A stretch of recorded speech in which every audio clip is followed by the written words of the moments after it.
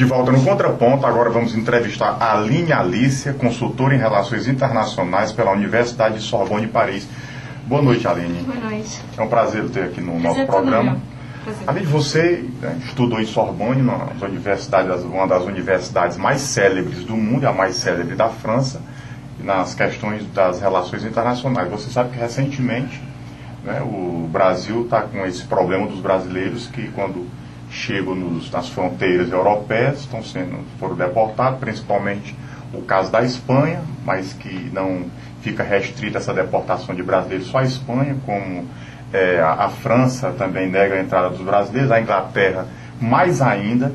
Eu queria que você fizesse aqui uma análise para o nosso assinante, como é que fica a determinação da União Europeia em restringir mais a entrada dos sul-americanos, né, no continente europeu? A política europeia de imigração está se delineando agora. Mas o que existe, de fato, são políticas individuais dos países. No caso específico da Espanha, há hoje em dia um contencioso com o Brasil, em razão exatamente disso, da deportação de vários brasileiros, que seria, na verdade, esses brasileiros não conseguiram nem ingressar em território europeu.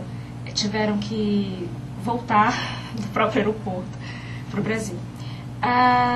Isso se deve muito à imigração ilegal, né, que hoje é um dos grandes problemas no âmbito da União Europeia, que tem gerado muitas discussões em todas as grandes reuniões que reúnem os 27 países.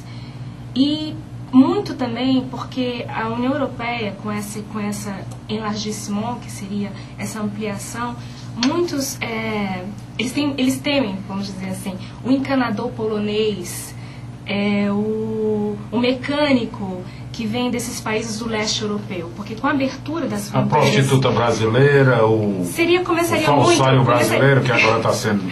Pega uma gangue na Espanha para ir no passaporte e papel diplomático de português. Não, porque muitos desses imigrantes, vamos dizer assim, muitas dessas pessoas que tentavam entrar na Europa eram profissionais. Eram pessoas que iam participar de seminários, eram turistas, eram pessoas que estavam até habilitadas de acordo com o que era necessário e é exigido pela política migratória europeia.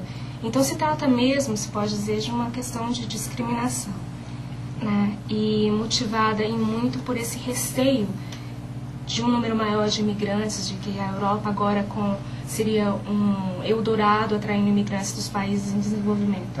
Além você falou anteriormente que tem o problema do menosprezando o encanador polonês, né? Mas você não acha que o europeu ele não gosta de pegar esse trabalho sujo? Se você for examinar os índices econômicos desses países, dos países que eram os países locomotivos da União Europeia, como França e Alemanha, que estão no processo de consolidação da União Europeia desde o início, desde as ideias de Jean Monnet e de Schuman, você vai ver que o nível de desemprego hoje em dia na França e também na Alemanha é extremamente elevado. Então eles percebem, sim, essa questão migratória como uma ameaça. E não se pode dizer que hoje em dia os europeus estariam negligenciando esses trabalhos que antes, quando, por exemplo, no caso específico da França, eles aceitaram vários descendentes do Maghreb para virem para trabalhar na França, para fazer esses trabalhos que eram considerados trabalhos degradantes para o francês médio. Mas você, por exemplo, lá nos Estados Unidos, você não encontra um americano mesmo ele lavando prato, né? Na França, se você for nos restaurantes, você vai encontrar o chefe de cozinha sendo francês, mas aquelas pessoas que estão no trabalho mais duro, mais braçal, a maioria são imigrantes, né? Ou vem dali da África, ou mesmo que é do Oriente Médio. Quer dizer, o francês, né? Eu estou tratando nesse aspecto, foi aonde você mora, mesmo ele não quer esse trabalho de, como diz, com todo respeito, mas assim, que não é bem qualificado. Isso é muito um mito hoje, se dizer isso. Existe o desemprego e existe essa busca do francês. O francês hoje em dia tem muita sensação de decadência, de uma perda de prestígio dentro da Europa, uma sensação de não saber exatamente como serão os próximos 10 anos. Em um país que era considerado um exemplo de social-democracia e de welfare state, que é exatamente as garantias sociais para o trabalhador e para a população média, existe essa sensação de que está perdendo um padrão de vida, que a classe média, que era relativamente ampla, está sendo diminuída. E está regredindo uma condição, segundo eles, que para o Brasil não seria isso, mas regredindo segundo para uma condição quase de subsistência, vamos dizer assim. Os imigrantes que estão na França provocaram incidentes violentos há pouco mais de 4 meses, 3, 4 meses. E o governo francês mantém, concedendo bolsa, tipo as nossas aqui, bolsa isso, bolsa aquilo, para manter a pessoa e os familiares dos estrangeiros distanciados, tanto do mercado de trabalho, que não existe para todos, mas o governo francês subsidia a inoperosidade dessas pessoas. Esse encargo, além do problema da própria mão de obra, o custo social desse estrangeiro não é pesado para os cofres franceses? Eu acho que o custo maior para a França hoje em dia é discriminar uma população. Você colocou que seriam estrangeiros, mas na verdade não se trata bem disso. Quando você vê o grosso da discriminação hoje em dia que ocorre na França contra esses estrangeiros, são contra os imigrantes que vêm das ex-colônias francesas, da região do Maghreb e da África do Norte. E são muitas vezes franceses, de segunda geração. E são pessoas que estão sendo discriminadas e que não conseguem integrar a sociedade, são cidadãos de segunda classe.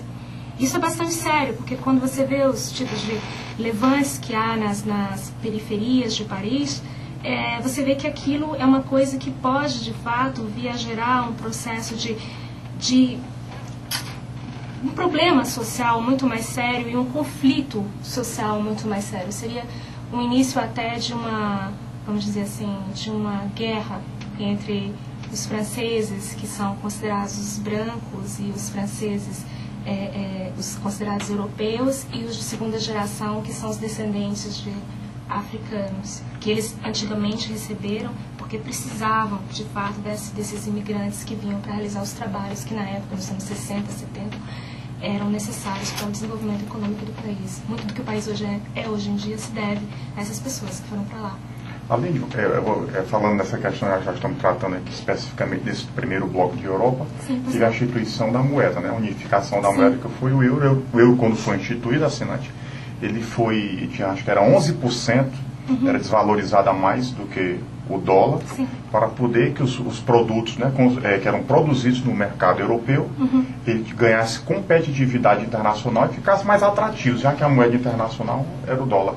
E hoje em dia esse quadro, né, reverteu-se, mais de 20% do euro mais forte do que o dólar. Isso, como é que fica as relações internacionais da questão de emprego, da economia, já que ele queria vender e acabou tornando-se um excelente comprador?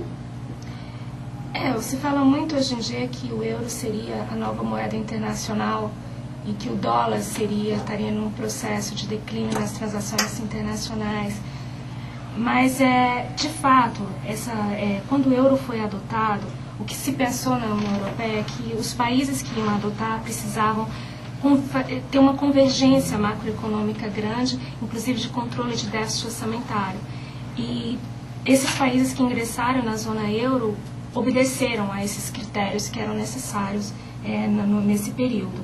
Tanto que existem países dentro da União Europeia que não adotam ainda hoje o euro, apesar de fazerem parte da União Europeia.